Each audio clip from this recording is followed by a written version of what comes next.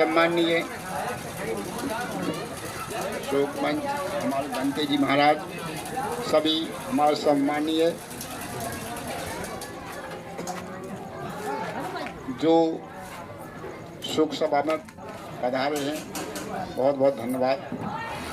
और जितना भी प्रवचन हमारे महाराज बनते जी ने कहा, सत्य कहा है, उसको अमल करें।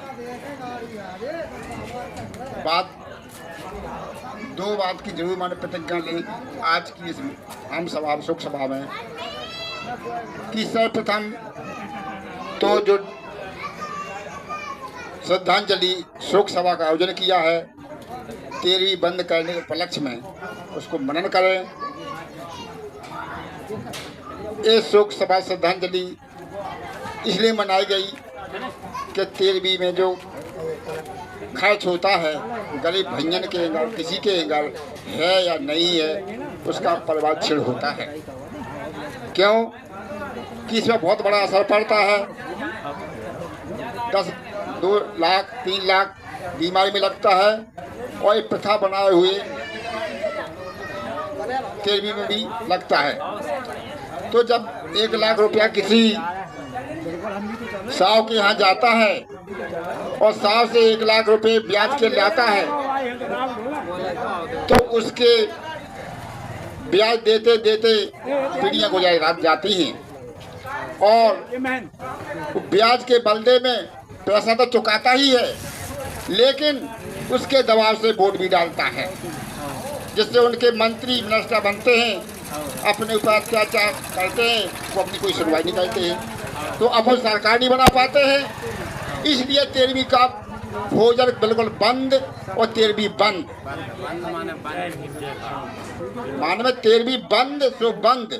2 प्रश्न करना है, माने या ना। हमारे गाँव वाले अनुरोध है कि आज के तारीख में आज से 13 ही हमारे नंदराम नेताजी उपलक्ष्य से ही बंद कर दी जाए।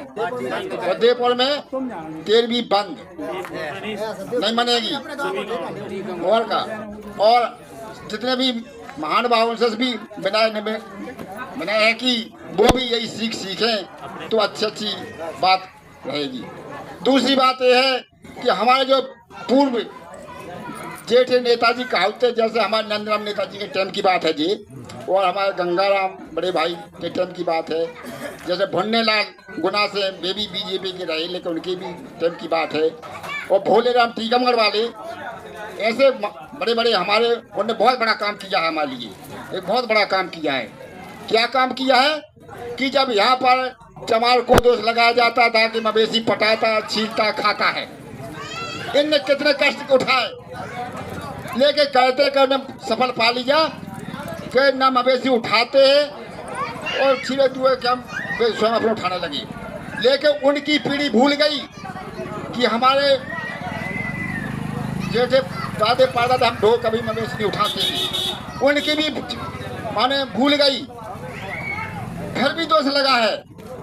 अब उसे कर्म गलत वो कहते हैं, अब सच्चे ईमानदारी से पूजा करती सफर के ही खाते हैं। अपना खाना उनने तो पहले से ले लिया, वो गुप्त में करते, पर्दा के अंदर करते हैं, लेकिन फिर भी अपन अछूत हैं, फिर भी अपनी इज्जत नहीं मिलती है।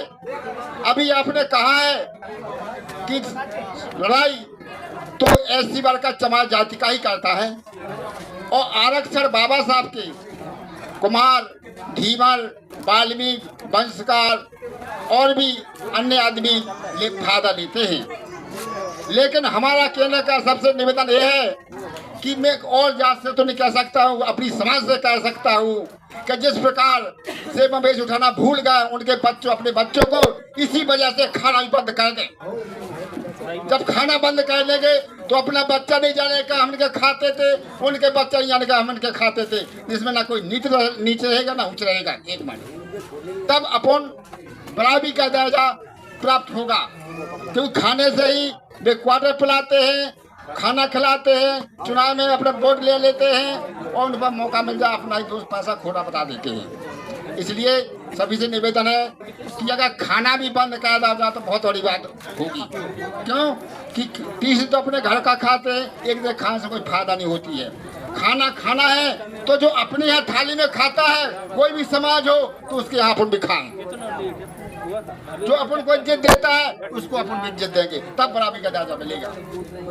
वरना बराबरी का दर्जा नहीं मिलने वाला। चाहे कुछ भी करते रहो, अगर खाना बंद करोगे तो आपका बराबरी का दर्जा मिल जाएगा। उनकी औलाद भूल जाएगी, अपनी औलाद में मुकाबला कर लेगी। जय भीम, जय भारत और जय बौद्ध धर्म।